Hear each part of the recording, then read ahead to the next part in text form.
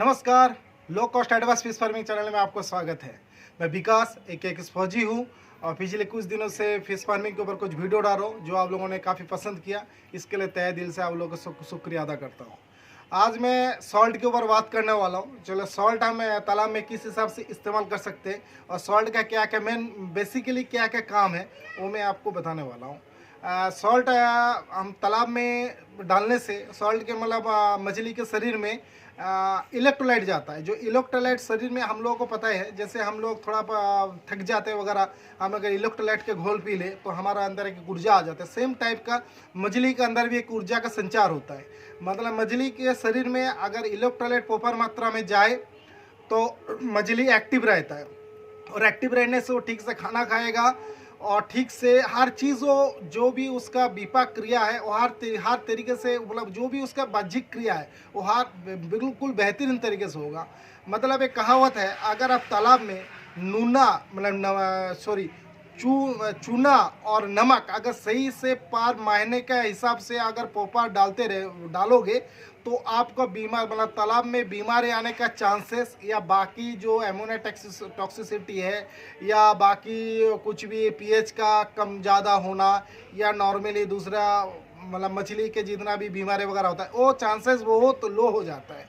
इसके लिए आपको प्रॉपर डेंसिटी होना चाहिए और जो चीज़ मैंने मेन बेसल डोज है वो आपको पर मंथ देना पड़ेगा। तो इसका डोज क्या है, पर मंथ हम 150 से 200 ग्राम पर डेसिमल 25 से 30 दिन के अंदर हम दे सकते हैं।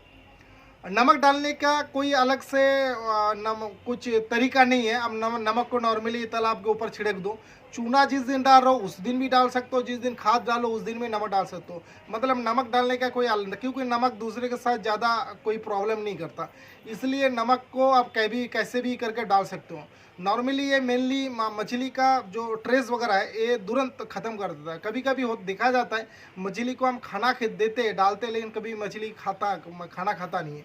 तो इसलिए ये प्रॉब्लम तब आता है जब मछली हाई डेंसिटी में हो गया या ज़्यादा कुछ दिक्कत वाला मतलब ट्रेस के लिए बहुत कारण है। ऐसा अगर सिचुएशन आता है तो आप तुरंत थोड़ा सा ज़्यादा अगर नमक का डोज एक्स्ट्रा कर देंगे तो तुरंत उसके शरीर में इलेक्ट्रोलाइट जाएगा और मछली खाना खाने के शुरू कर देगा। आप इसको प्रॉपर पता कर पाओगे, देखना कभी तेलेपिया होगा या पंगेसियस मछली खाना कभी कभी छोड़ देता है या उसको हम नेटिंग करने के बाद भी वो थोड़ा खाना खाने के लिए मतलब नहीं चाहता, तब हम नमक डालते हैं। नमक डालने से तो कुछ ही टाइम के बाद फिर खाना खाना शुरू करते हैं। मतलब वो जो ट्रेस में आया था वो ट्रेस उसको तुरंत खत्म हो जाता है। उसके बाद नमक क्या करता है, तालाब के अंदर जाने से जो एसिडिटी होता है एसिडिटी को ख़त्म करता है, हार्डनेस को बढ़ाता है पानी के अंदर। उसके बाद और इसको कुछ बीमारी में भी हम नमक को इस्तेमाल कर सकते हैं। कभी कभी आर्गुलस का प्रॉब्लम जो आर्गुलस का एक बड़ा प्रॉब्लम है तालाब के अंदर हो जाता है और कभी कभी मतलब फंगल इन्फेक्शन भी हो जाता है, इसको भी हम नमक से दूर कर सकते हैं। इसके लिए क्या करना पड़ेगा, हमें मछली को एक साइड में नेटिंग करके ऊपर लाना है। 10 लीटर पानी में लगभग 150 ग्राम हम 150 से 200 ग्राम नमक हम ऐड करके उस पानी के घोल में अगर मछली को हम डिप करके रखेंगे 1 मिनट तक, फिर हम छोड़ देते हैं तालाब में तो तुरंत उससे हम थोड़ा राहत मिल जाता है। आर्गुलस तो तुरंत उसी टाइम छोड़ देता है वहाँ पर ही और जो फंगल इन्फेक्शन है वो भी धीरे धीरे कम होना लग जाता है। अगर फंगल इन्फेक्शन ज़्यादा होता है तो मतलब हम 3-4 दिन बाद अगर करके मछली को हम ऐसे करके उसका अगर ट्रीटमेंट करेंगे तो फंगिसाइड का जो प्रॉब्लम है उससे भी हम निजात पा सकते हैं। उसके बाद मछली को हम एक स्थान से दूसरे स्थान में जब हम लेके जाते हैं, जैसे मछली छोड़ने के लिए मछली लाते हैं बाहर से, तो हमारा तालाब में अगर कुछ होगा नहीं, अगर नमक रहता है थोड़ा सा एक बर्तन में नमक घोल दिया, 10 लीटर पानी में 100 से 150 ग्राम या 200 ग्राम नमक डाल के उसमें थोड़ा डिप करके छोड़ देंगे तो भी ये मतलब आप सोच सकते हो बाहर से जो भी जीवाणु वगैरह या कोई बीमारी लेकर आ रहा होगा मछली तो आप उससे छुटकारा निजात पा सकते हो। उसके बाद और एक लाइफ टूल्स के हिसाब से भी नमक आपके फार्म पे रहना ही चाहिए, क्योंकि कभी कभी क्या हो जाता है बेहद गर्मी का टाइम या वो वेराइटीज का कारण से मतलब तालाब में एमोनिया टॉक्सिसिटी के होने का खतरा बढ़ जाता है या एमोनिया टॉक्सिसिटी हो भी गया होगा तो आप तुरंत 150 से 200 ग्राम 5 डेसिमल नमक का छिड़काव कर देते हो तो एमोनोटॉक्सिसिटी से निजात पा सकते हो।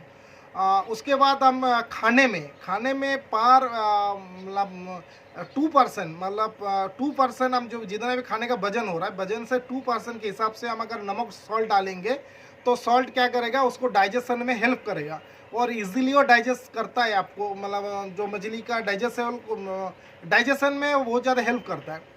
और कौन सा नमक इस्तेमाल करना चाहिए, पहले रॉ सॉल्ट वगैरह मिलता था, आजकल रॉ सॉल्ट मिलता नहीं, नॉर्मली जो सॉल्ट है अब सस्ते वाला कोई भी सॉल्ट आप डाल सकते हो। इसके लिए कोई बड़ा कंपनी का सॉल्ट डालने की जरूरत नहीं, क्योंकि आप ऑलवेज कोशिश करना मेरे जो कॉस्टिंग है वो मिनिमाइज़ करना है, क्योंकि नॉर्मल सॉल्ट हो कोई भी सॉल्ट हो चलेगा, उसमें भी अगर रॉ सॉल्ट भी हो उसमें भी कुछ मिनरल्स वगैरह तालाब में जाता है, वो भी आपको तालाब में फ़ायदा ही पहुंचाता है, इसलिए कोई दिक्कत है नहीं। रॉ सॉल्ट तो सबसे अच्छा है, ऐसे आप समुंदर का रॉक सॉल्ट तो सबसे अच्छा है, रॉक सॉल्ट नहीं मिले कोई दिक्कत नहीं, आप किसी भी तरीके से सॉल्ट को इस्तेमाल कर सकते हो। फिर मैं इसका डोज फिर बता रहा हूँ, 150 से 200 ग्राम 5 डेसिमल आपको 20 से 30 दिन का अंडर में आप दे सकते हो। जब तालाब को हम स्टार्टिंग में तैयार करते हैं उस टाइम नमक डालने की ज़रूरत नहीं है, बट रेगुलर जब हम तालाब को कंटिन्यू करेंगे तभी उसको ज़रूरत पड़ता है। उसके बाद कुछ बंदे को एक डेसिमल के हिसाब से भी थोड़ा डाउट सा था, वो कुछ आदमी बोल रहा था सर पर एकड़ के हिसाब से आप इसका डोज वगैरह बताइए।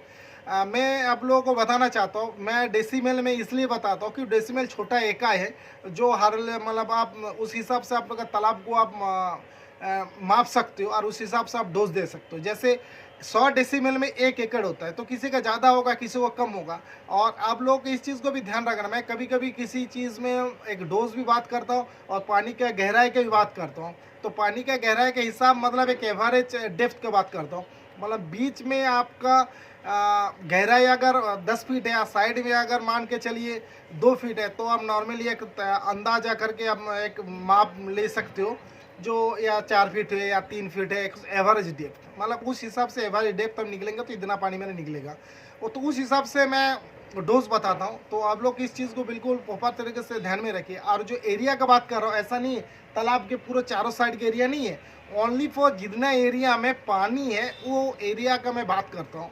तो मेरे हिसाब से मैं जो बोला शायद आप लोगों को समझ में आ रहा होगा। इसके बाद भी अगर कोई चीज़ को आपको डाउट है तो कृपया इसमें कमेंट करिए, और मेरे वीडियो अगर अच्छा लग रहा है तो इसका अच्छा रेस्पॉन्स दीजिए, लाइक करिए, शेयर करिए। जय हिंद।